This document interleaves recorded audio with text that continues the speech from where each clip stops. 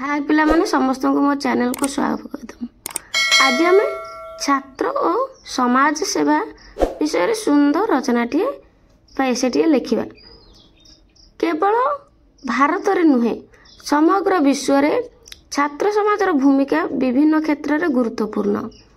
देश को वैदेशिक आक्रमण कबल रक्षा करने जेपरी छात्र एक गुरु दायित्व, ठीक से ही देशर समस्त प्रकार सामाजिक दुर्गति को दूर कर देशवासी को उन्नत और मार्जित करने छात्र समाजर परम कर्तव्य।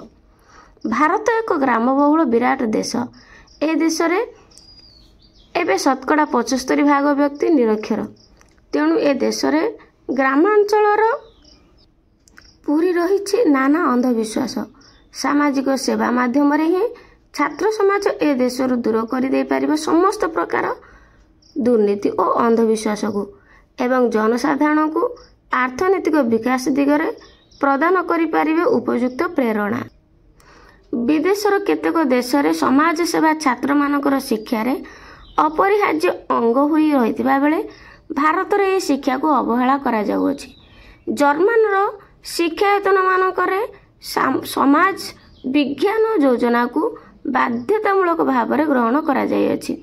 रास्ता निर्माण और अनुरूप कौन कार्यकारी प्रशंसा पत्र न पाइले जेते शिक्षा लाभ करथिले हैं छात्र सरकारी चाकरी पाई योग्य विवेचित हेबे नाही। एही योजनार मुख्य लक्ष्य होउछि छात्रों को देशर सामाजिक परिस्थिति संबंध में सचेतन कराइबा एवं छात्र को कर्म प्रेरणा प्रदान करिबा। भारत रे उत्तर प्रदेश सरकार अनुरूप योजना करिसेंती। रास्ता निर्माण, स्वास्थ्यर उन्नति पाई गाँ गहली रे विभिन्न कर्म प्रथा और अशिक्षा दूर करने योजना यही शिक्षार अंतर्गत। अवश्य ओडिशा रे शिक्षा क्षेत्र में एतादृश योजना रही, मात्र एथिरे आंतरिकता अभाव परिलक्षित होता है। सामाजिक शिक्षा को शिक्षार अंगीभूत करा उचित। यह द्वारा छात्र मनर समस्त प्रकार संकीर्ण मनोभाव दूरे जाए से समाज सेवा प्रस्तुत हुए। विद्यालय महाविद्यालय और विश्वविद्यालय पर्यंत ए शिक्षा प्रचलित होगा उचित। तेणु विश्व भविष्य में छात्र मन में समाज सेवा घृणा भाव सृष्टि होगा नहीं। देश और जातिर कल्याण दिगरे से आत्मनिवेश कर। आज पल्ली अंचल अतीव अस्वास्थ्यकर। रास्तार गदा हो रही है आवर्जना। पल्लीर पुष्करणी रे पूर्ण होता है नानादी दल एवं से पुणी लुगा कचा ठारू आरंभ कर गोरु गाई गाधोइबा पर्यंत कार्य हुए। सही जल को पल्लीवासी पान करती। एथिपाई छात्र समाज ध्यान देवा उचित। पल्ली अंचल को जाई जनसाधारण को ए दिगरे उपयुक्त शिक्षा देवा विधेय। किपरि गृह बास करने को, किपरि जल और खाद्य ग्रहण करने को, रास्ता को किपरि परिष्कार करने को, ए दिगरे ग्रामवासी मानक शिक्षा प्रदान करने छात्र समाज कार्य करने उचित। स्वाधीनतार 68 वर्ष पर ग्राम मानक निरक्षरता दूरीभूत होना। शतकड़ा 75% व्यक्ति आज निरक्षर। तेणु छात्र समाज को ए दिगरे वैप्लविक भूमिका नेबाकू हेबो। ग्रामांचल जनसाधारण को स्वाक्षर कराइबारे सेमाने चेष्टा कले देशर मंगल हेबो।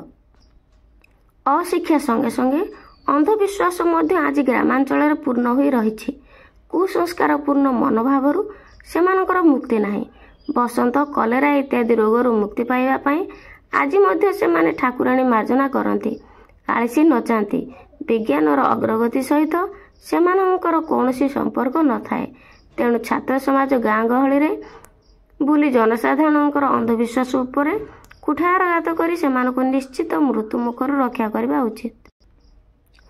समाज कल्याण पाई सरकार बहु योजना करुछंती, मात्र से सबु विभाग रे जो कार्य करुछंती सेमानंकर जीविका को प्राधान्य दे कर्तव्य को गौण मन करिथांती। तेणु छात्र समाज कल्याण योजना सहित सहयोग करी देशवासी मनरु अंधविश्वास दूर करबा उचित। समाज रे पूरी रही नानादी दुर्गति। यौतुक प्रथा यही दुर्गतिर गोटे दिग। छात्र माने संघबद्ध हुई ए प्रथा विलोप करबा विधेय।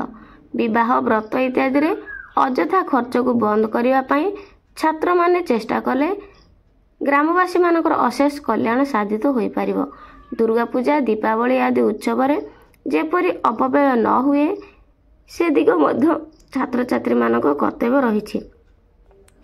ଭାରତ ଏକ ଧର୍ମ ନିରପେକ୍ଷ ରାଷ୍ଟ୍ର, ତଥାପି ବିଭିନ୍ନ ଧର୍ମ ସମ୍ପ୍ରଦାୟ ମଧ୍ୟରେ ଏପରି ସଂଘର୍ଷ ଲାଗୁଛି, ତାକୁ ଦୂର କରିବା ମଧ୍ୟ ଛାତ୍ରମାନେ ପଦକ୍ଷେପ ନେଲେ ସମାଜ କଲ୍ୟାଣର ପ୍ରଧାନ ସହାୟକ କରିପାରିବ।